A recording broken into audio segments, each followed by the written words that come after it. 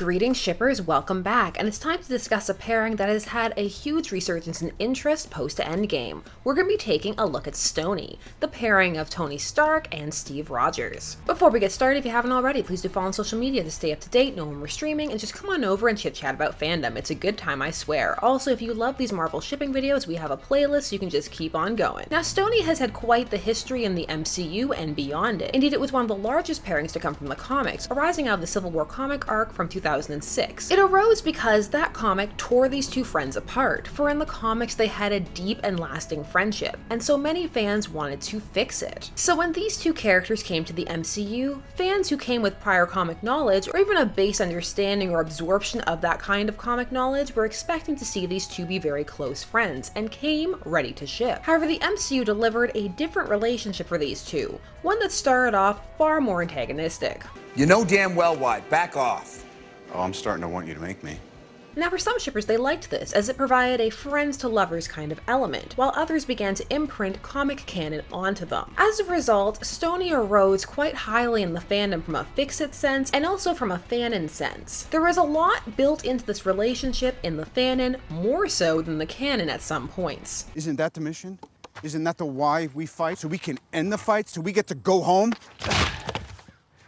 This continued onward to be the case up until Civil War. Now, prior to Civil War, Captain America 2: The Winter Soldier had introduced the world to Stucky, and it became the dominant pairing in the Marvel MCU fanbase for a while. However, Stony was never far behind. Over the years since Infinity War, Stony has begun to climb more and more, as a lack of on-screen focus on Stucky has disheartened certain shippers. Also, some have left the fandom for they have found it to be a bit too contentious, as things changed drastically after Civil War, and also in fandom in general, the tone has shifted, and for some, not in a way that they enjoy. And there were of course some who didn't see any of these moments, content to focus on the canon couples that the film gave us instead. However, Endgame managed to excite Stony shippers, some in a way that they hadn't been expecting, as some fans had given up ever seeing any kind of conclusion, resolution, or discussion about what occurred in Civil War. However, Endgame managed to deliver that. At this point, it must be noted that there will be spoilers for Endgame, so if you haven't seen the film yet, get out now. Or if you're from the future / have seen the film, welcome. Not only did Endgame deal with the fallout from Civil War and work towards getting these characters more on an even keel with each other again, but it also seemed to play with shipping culture, or at least that's what certain fans felt. Some fans felt that the moment when Tony came off of the ship and Steve ran to him first, even before Pepper, and he says, "I lost the kid,"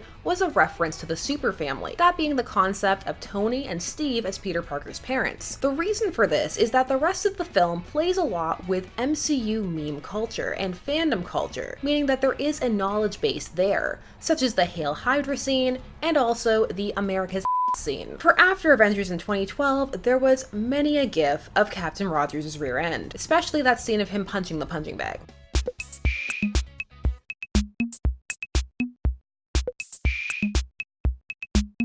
Now, the character to point out the details about Captain America's behind is Tony Stark. In short, this film felt inherently shippable, more so in a Stony sense than in a Stucky sense, which surprised certain fans. Which is not to say that Stucky had no moments, because it definitely did, especially that one moment. But it was not exactly the firm focus that fans had grown used to, as previously, Stucky had been the main relationship and driving factor for Steve for the past few movies. So it seemed for some to be an abrupt shift in focus. However, for certain Stony shippers who had been waiting for years, it was exactly what they were looking for. A chance to finally let these two characters have their resolution, even if some felt that it was definitely lacking and didn't fully address all the things that had gone on between them.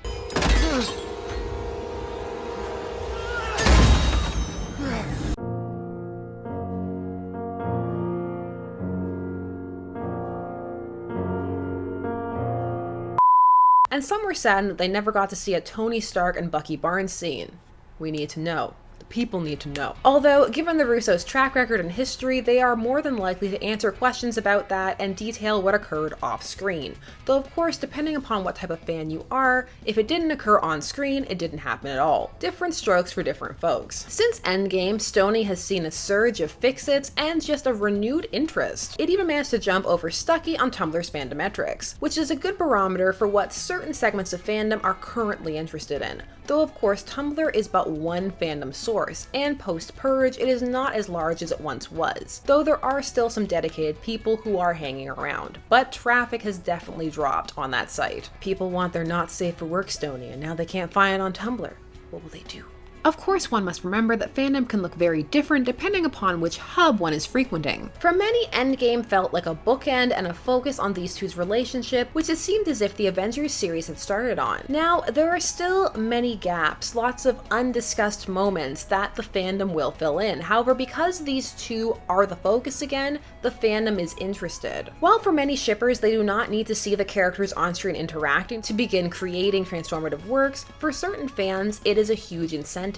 Especially in a fandom as big as the MCU, where there are so many other characters that can pull focus and draw attention. Another unique MCU factor is the length of years that have gone on, so the gaps in between films. The Tony and Steve of Avengers in 2012 are very different from the Tony and Steve from Endgame in 2019. There is a lot that has happened, but for certain fans, their post-Endgame fix-its are going to be all Stony all the way. Although there are some who are still very much in the hashtag not my Steve Rogers, he's not, alternate timelines. The Russos are beginning to discuss some of their decisions, so we'll see how the fandom feels about all that they reveal. Did you feel that Endgame was very Stony friendly? Certain fans seem to think so. Do you agree? Why or why not? Do you feel, as certain fans do, that Endgame was a ship killer? For that is how it has been described by many. Just death to all ships. Though it must be noted that a ship is never truly dead so long as people in fandom ship it and create works for it. A great example of this is Clans, which despite a decent sized fandom dissatisfaction at season 8 and the series concluding, is still keeping that pairing going strong. Also, how did you feel about Endgame in general? Was it the conclusion that you wanted for all of these arcs?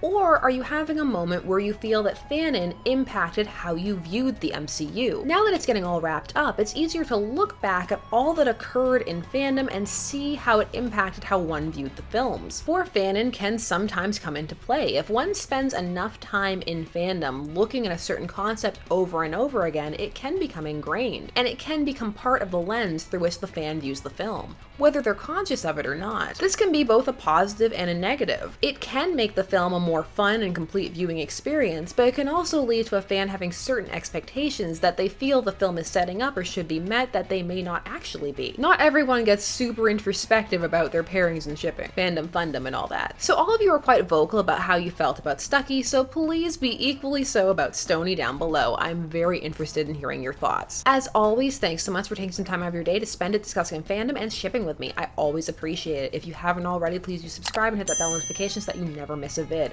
I will see you all again when I can, and until then, let's get to the outro. Bye-bye. This has been Shipper's Guide to the Galaxy. Don't forget to like, share, comment, and subscribe. Special thanks to all of my patrons, names on the side, for helping to make these videos possible. There are, as always, more videos coming soon, so until then, stay tuned, for there are as many ships out there as there are stars in the sky.